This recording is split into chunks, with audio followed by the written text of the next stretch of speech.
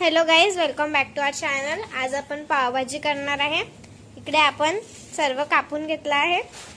2 बटाटे, 2 मिरची, 2 कांदे, 2 टमाटे आणि 100 ग्राम गोबी। एक कटोऱ्यात गोबी, बटाटा आणि कांदा जो कापलेला होता तो टाकला आहे। त्याला धुवायचे आहे। हे आपण धुवून घेऊ। बटाटे, गोबी आणि कांदा कापलेला होता, हात धुवून घ्यायचा चांगल्याने। सर्व कापलेले भाज्या आपण टाकून दिले आहे।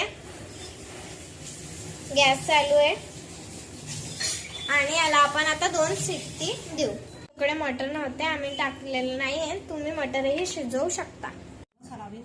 आपण एक वेगळा कांदा, टमाटा आणि कोथिंबीर कापून घेतली आहे।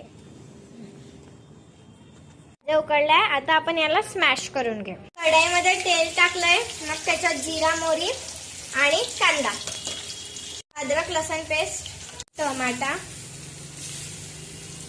असला तर कढीपत्ता टाकायचा, थोडी हळद आपण मॅश केला होता ते टाकून दिलाय।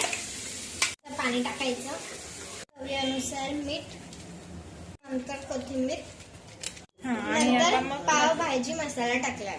आपली पावभाजी तयार झाली।